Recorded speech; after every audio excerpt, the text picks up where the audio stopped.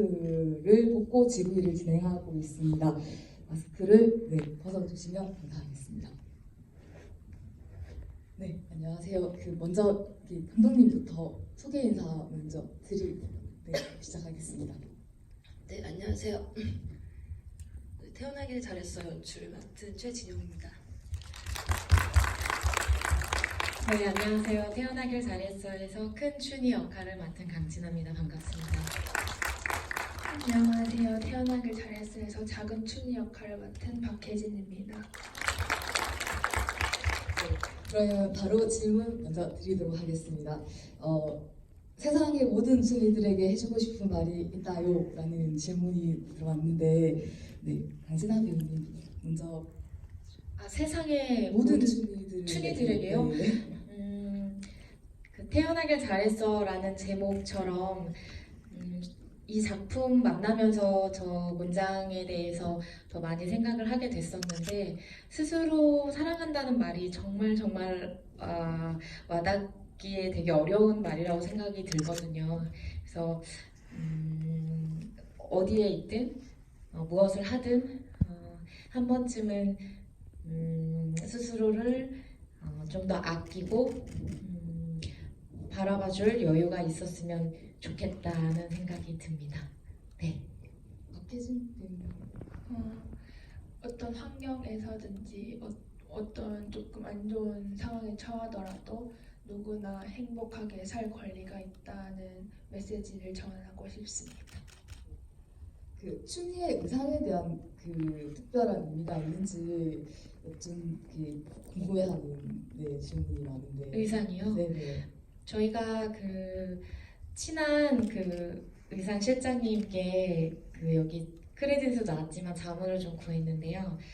좀 붉은색 계통의 의상을 입었으면 좋겠다는 어떤 설정들이 있어서 실제로 실장님과 같이 동묘 가서 의상 많이 찾았고 전주 내려가서도 빈티지 가게 들려서 이제 손재주가 좋은 춘희가 마치 떴을 법한 어떤 뜨개질 의상이나 그런 것들 위주로 정말 많이 직접 발로 찾아다니면서 의상을 구했었고요. 그래서 그런지 촬영할 때 이제 매번 어느 장면에 어떻게 의상을 입을지에 대해서 직접 세팅을 했었거든요. 그래서 더 마음이 가는 그런 어떤 장면들이었습니다. 네.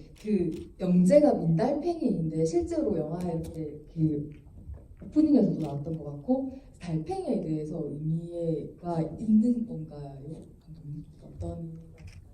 네, 민달팽이는 집이 없잖아요. 그래서 어떤 좀 홀로 집 없는 춘희의 모습을 이렇게 등장을 시키고 싶어서 이렇게 작은 오브제로 사용을 했는데 편집을 하고 나서 보니까 꿋꿋하게 가고 있는 화면에서 보면서 민달팽이 해야 되겠다 해가지고 이렇게 정했습니다. 여기 집에 대한 이야기가 몇 개 질문이 있는데 하나 더 있어가지고 조금 연결을 한다면 주암 같은 경우도 집을 지키는 인물이기도 한데 집을 지킨다는 것 그리고 또 집을 나가면서 이제 영화가 끝나는데 이런 것들이 또 관련이 있는 건지. 네, 어쨌거나 어머니가 태어난 집이기도 하지만 사실은 철저하게 이방인으로 살아왔고 인정 욕구가 강한 친구지만 항상 외삼촌네 가족 공동체에 들어가지 못했던 춘이었잖아요. 그래서 그래도 꿋꿋하게 30 몇 살이 돼서도 그 집을 홀로 지켰던 춘이를 그려내고 싶었고요. 그래서 혼자 지켰기 때문에 그런 능력이 충분한 사람인데 자꾸 이제 주황이 또 지켜준다는 것도 수문장이기도 하고 그래서 근데 그거를 춘희는 좀 주체적으로 홀로 하고 싶은 마음이 되게 강했던 친구 같아요. 그래서 그렇게 주황이 지켜준다는 말에 대해서 약간 이제 반발감이 있지 않았을까 싶습니다.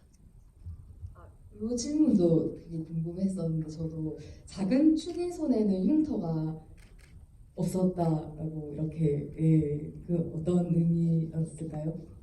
어쨌거나 이거는 예전에 자신의 모습을 이렇게 계속 보면서 춘희가 공포를 극복하는 내용이잖아요. 성장담이고 그래서 그때 1998년에 춘희가 자신에 대한 스스로의 미움이 정말 컸다고 생각을 하는데 그걸 극복하기 위해서는 작은 춘이는 아직 그 불 속에 손을 집어넣지 않은 존재여야 된다고 생각을 했어요. 그래서 그렇게 정했습니다. 그 다른 배우님들도 그렇고 지금 궁금하지 않을까 이런 부분들도 이제 가장 좋아하는 씬이나 대사가 있다면 어떤 부분인지 이제 네 한번 들려주시면 어떨까 싶은데요. 감독님도 그렇고 가장 마음에 드는 장면, 대사 네 한번. 오늘 완성작을 처음 봐서 사실 굉장히 얼떨떨한 상태인데요. 그래서 모든 장면들의 그 어떻게 찍었는지 그 순간이 떠올라서 사실 객관적이지 못한 상태입니다.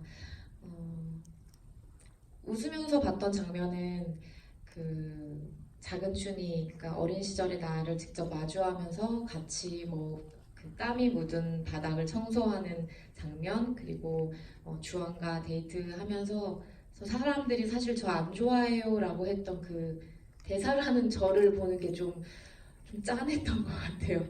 그래서 그런 장면들이 마음에 지금은 남아 있습니다. 이번에는 굉장히 좀 네, 처음 보셔보는 네. 되게 저도 오늘 처음 보는데 제가 제일 좋아하는 장면은 어린 춘이가 놀이공원에서 노는 장면인데 조금이라도 그런 그 가족들의 압박에서 벗어나서 조금 눈치 없이 그렇게 놀 수 있는 장면이 조금 더 자유롭게 보여서 제일 좋아하는 장면을 꼽았습니다. 감독님은 어떠셨나요? 많이 보셨을 것 같은데. 정말 많이 봐가지고 객관화가 안 된 것 같아요. 근데 아직도 다 좋았고요. 어제 방금 혜진 배우님께서 말씀하셨듯이 그 놀이공원 씬 편집하면서 정말 많이 울었고 더 많이 운 씬을 그 소각장에서 안아줄 때였거든요. 지금 생각해봐도 괜찮아. 울지 마. 네. 여기 울컥하시는 것 같습니다. 네. 다한증이라는 소재가 굉장히 재미있던데 어떻게 이제 소재를 선택하시게 된 건지. 사실 저는 다한증이 없는데 예전에 이제 그 연애했던 아주 오래전에 연애했던 친구가 이제 연애를 시작하는데 손을 안 잡으려고 하더라고요. 그래서 왜 안 잡냐고 하니까 손에 땀이 많아서 근데 그 마음이 너무 아파가지고 괜찮다고 뭐 어쩌냐고 하는데 잡아보니까 정말 많더라고요. 근데 그런 마음들이 신경이 정말 많이 써있는데 지금 몇 년이 흐르고 나서도 그게 계속 남아요. 이 친구가 다한증 때문에 어떤 사회적 관계 같은 것들이 많이 또 차단이 됐을 수도 있겠구나 하는 그런 게 이걸 또 시혜적인 태도로 생각은 하진 않고 이것은 아무렇지도 않은데 왜 그렇게 또 이렇게 살았을까 그 생각을 하게 되면서 이제 설정을 했던 것 같아요. 그러면 이제 그 옛날의 연애로 인해서 이런 이제 영화가 탄생하게 된 건. 네. 다한증과 그러면 이제 이 이야기의 계기가 시작된 거는 다한증은 그냥 네. 어쨌거나 장치 같다고 생각을 하고요. 네. 영화의 어떤 모티브는 사실 꿈을 꾸고 이제 벼락을 맞았는데 네. 집에 갔더니 제 이름의 남자가 계시더라고요. 그래서 그 남자를 사랑하게 됐고 또 꿈도 야했고 근데 이제 그것이 너무 강렬하게 기억에 남아서 깨자마자 메모를 했던 기억이 나요. 그래서 이거 한번 영화를 만들고 싶다 했는데 그러니까 작년 초까지만 해도 사실은 이제 같은 자아의 또 다른 모습의 어떤 그 춘이라는 남자가 등장을 했는데 이제 계속 시나리오 디벨롭을 하면서 그런 공포감을 극복하기 위해서는 정말 본질적인 것은 무엇인가 생각했을 때 1998년에 어떤 춘희의 모습이 등장이 되는 게 맞겠구나 싶어가지고 이제 작은 춘희가 등장을 하게 됐습니다. 네. 그 춘희의 부모님 이야기도 사실은 이제 조금 이렇게 들어갔으면 좋겠다고 이렇게 생각을 했었는데 의도적으로 이렇게 배제가 된 건지 이야기가 이제 안 나오더라고요. 그래서 그런 이야기들은 이제 편집상 이렇게 나타나지 않은 건지. 초고에는 사실은 등장을 했어요. 그러니까 1998년 저와 동년배이신 분들은 눈치를 채시겠지만 IMF 직후에 정말 많은 어떤 사회적 죽음들이 등장을 한 시기거든요. 그래서 사실은 춘희는 원래 시나리오에서는 춘희 부모님이 이 외갓집에 돈을 빌리러 사업이 약간 안 좋아서 부도가 나서 돈을 빌리러 왔는데 이제 거절당하고 나서 이제 출구가 없어서 함께 이제 일가족이 죽음을 선택했는데 살아남으신 분이거든요, 춘희가. 네. 근데 이제 최종적으로 이 이야기를 넣지 않아도 이 이야기를 넣으면 너무 심각했을 것 같고 좀 춘희한테 더 집중하고 육박하기 위해서는 그 이야기를 빼는 게 낫겠다 싶어가지고 뺐습니다. 환상과 현실 이런 굉장히 미묘하게 굉장히 교차하는 지점이 영화가 생긴 건 아닌가 이런 생각이 들더라고요.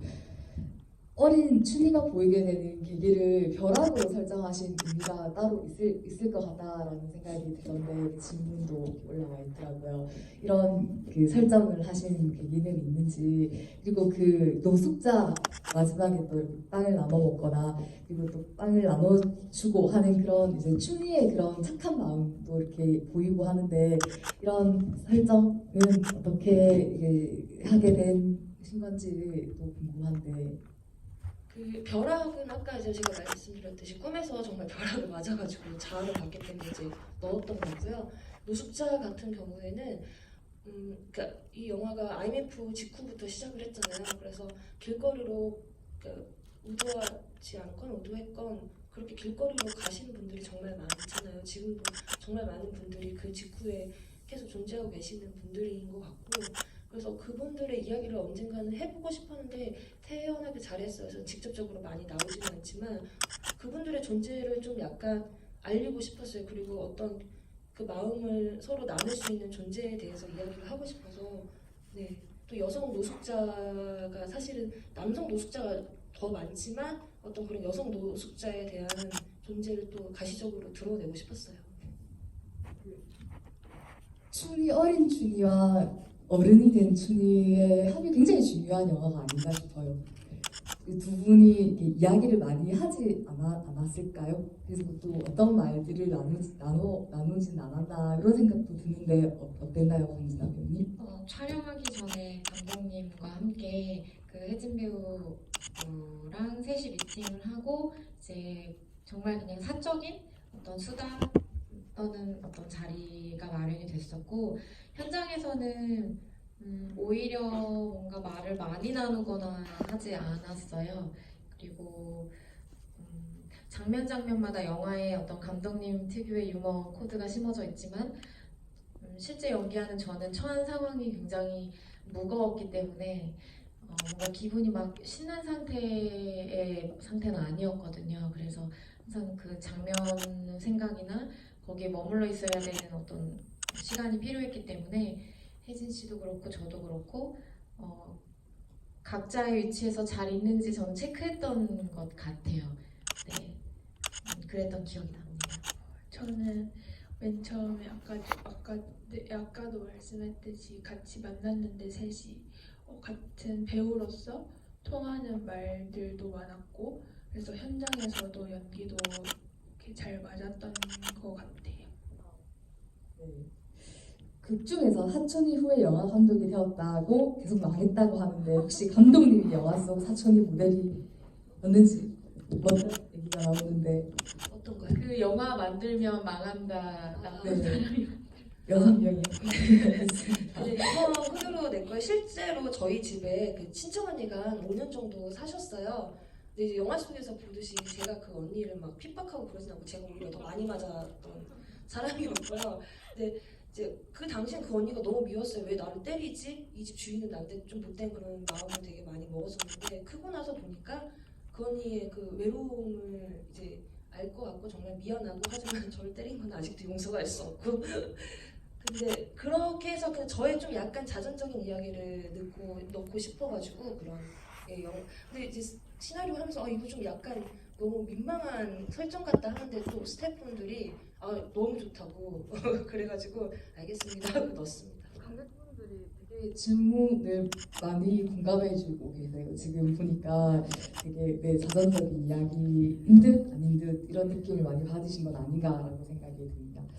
네, 이제 특별히 영향을 받은 감독이나 이렇게 영화를 해야 되겠다라고 시작한 이런 이야기를 제가 알기로는 단편 영화를 많이 하신 걸로 알고 있는데 이제 이런 이야기로 장편을 준비하셔야 되겠다라고 생각한 계기가 있는지. 네. 그 2017년도에 제주 4.3 사건을 배경으로 한 영화를 만들었었는데 정말 사실은 너무 큰 비극적인 현대사의 시작이었잖아요. 그래서 그거를 준비하면서 정말 너무 우울증이 심했고 힘들었던 상황이었어요. 그래서 저 자신이 너무 미웠던 것 같아요. 우리 그 당시에 작업했던 스태프들도 계시는데 지금 이 자리에 너무 감사드리고 그 당시 저를 견딜 수 없었던 것 같은데 너무 잠도 못 잤던 상황이었는데 어느 날 장마철에 6월에 낮잠을 이제 자면서 그 꿈을 꾸게 된 거예요. 그래서 일어나서 너무 그 꿈이 너무 강렬했고 그래서 이게 계속 며칠 동안 마음에 남더라고요. 머릿속에도 너무 남고 그래서 이거는 이 영화를 하라고 이 이야기를 하라고 혹시 그러니까 나 자신을 그만 덜 미워해도 되니까 조금은 나를 좀 보다듬어 줄 수 있는 계기를 좀 준 꿈은 아니었을까라고 생각해서 이제 그게 시작이었습니다.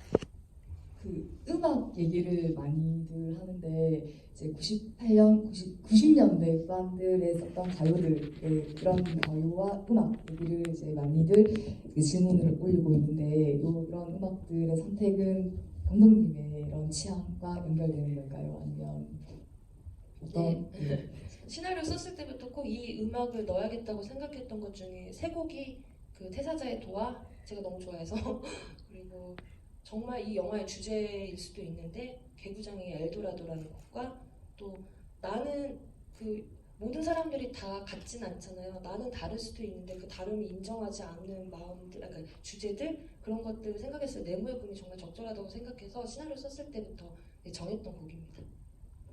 창근님의 노래도 이렇게 얘기를 하시는데 저는 잘 몰라가지고 인디 뮤지션이고요. 저랑 그 친분이 있는 뮤지션이고 저의 그 단편에서도 음악을 좀 몇 곡 주셔가지고 이번에는 좀 맡아서 해줄 수 있겠느냐 해서 이제 작업을 했는데 기대 이상으로 너무 좋은 곡 특히 이제 마지막 크레딧 올라가는 곡은 지금 들어도 너무 뭉클한 곡인 것 같아요. 너무 감사드립니다.